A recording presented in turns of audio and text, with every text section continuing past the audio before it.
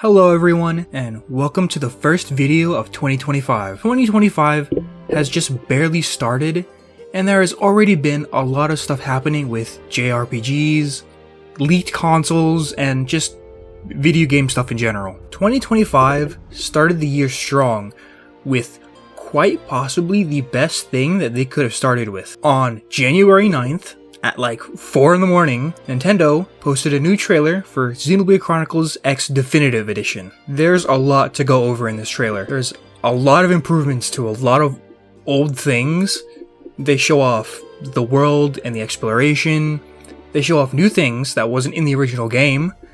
And lastly, they even showed off some of the new story stuff that takes place after the main game's ending. In this video, my job will be to give you an overview of Xenoblade Chronicles X. I want all of you to finish this video with the intention of, yeah, maybe I will give this game a shot.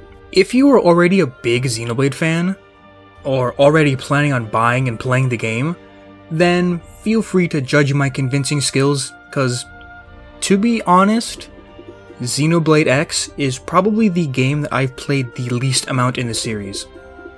So I'm not exactly the most knowledgeable about this particular game. I say that as I have 3 copies of X. Well, let's get right into it.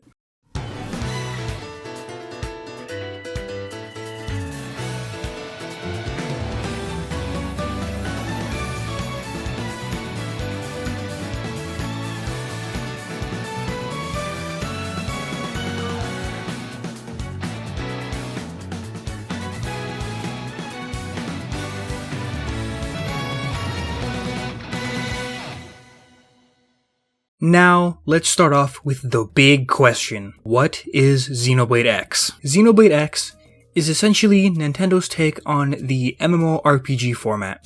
The whole game is built like an offline MMO, with a lot of gameplay mechanics from Xenoblade 1. X originally came out in 2015, so the only game that came out before it was Xenoblade 1 in 2012. So, if you've played Xenoblade 1, the Wii original, or the definitive version on the Switch, the gameplay for X is pretty similar to those games. Of course, there are still some differences, like the overdrive system, class changes before Xenoblade 3 even had them, and probably the most important gameplay feature of all, fucking mechs. If fighting and flying around in giant mechs isn't enough to convince you, then I don't know what else can convince you, but I'm still going to try. If you have played Xenoblade 1, 2, or 3, but have not played Xenoblade X yet, you're probably thinking, will I enjoy the game as much as I did those other 3 games? Personally, I think so. If you're a bit iffy on the whole MMO aspect of the game, don't worry about it. It's not completely like an MMO. Because, unlike an MMO, this game is actually fun. Not sure if I was obvious enough, but I'm not a huge fan of MMOs.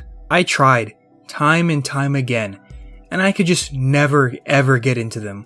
I get the concept though. There are games I like that are MMO-like, but that aren't fully blown MMOs. Xenoblade X is one of them. Even someone like me who isn't a huge fan of the genre enjoys this game, because even though it's an MMO, it's mainly a JRPG first. I think that it's fun and it's addicting, and it's Xenoblade, so it's required to consume my life for the next 9 months. Now, let's say that you're somebody who enjoys the story aspects of the Xenoblade games. Xenoblade 1 has possibly one of the best stories in any video game ever made. Xenoblade 2, while it was a little rough in the beginning, it also has an amazing story, and it is my personal favorite story in the entire series. Xenoblade 3's story is also masterfully crafted, and has some of the best character moments in the entire series. All 3 games shine extremely bright when it comes to the story aspect. So, how good is the story when it comes to Xenoblade X? In my honest opinion, I do think the story is pretty good in its own right. It has really good moments, and the ending is pretty good. In no way is it a bad story by any means. But, in my opinion, X's story is the weakest in the entire series. But hey, with Definitive Edition, there will be a new story that takes place after the events of the main game. So, who knows? That could be really good, and then fix some of the problems with the story. And maybe even tie in X with the other 3 games, because at the moment, we're not completely sure if X is linked to the other games or not. There could also be a chance that I could be wrong, and that the story is actually better than I remembered. I haven't done a playthrough of X in a very long time, so I kind of don't remember everything. If you have played the game on Wii U before, you will probably agree with me in saying that the story isn't really the main focus of X. The main focus of X is the exploration. Mira, the planet they crash land on, is absolutely massive.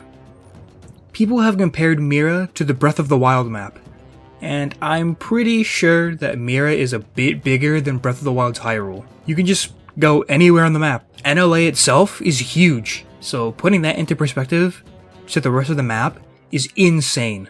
A really good thing is that the exploration is super fun too. You can traverse basically anywhere on foot, or you could use your giant mech. The sky is the limit. Quite literally.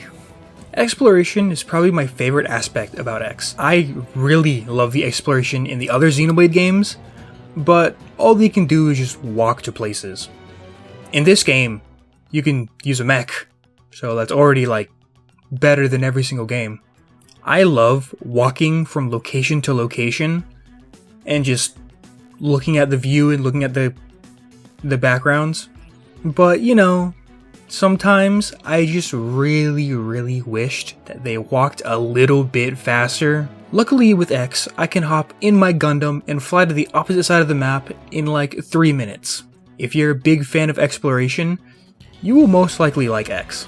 Graphically wise, X Definitive Edition looks so fucking good so far.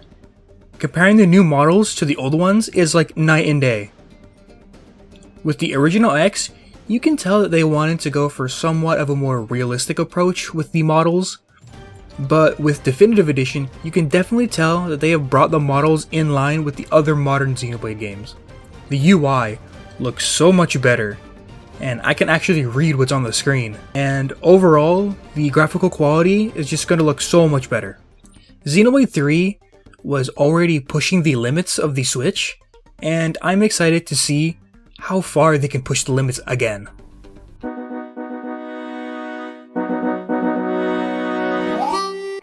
One final thing to go over. It's a Xenoblade game. There are several other games with the word Xenoblade in the title.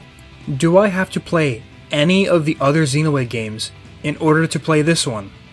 No. At this current point in time, you do not need to play Xenoblade 1, 2, or 3 in order to play X.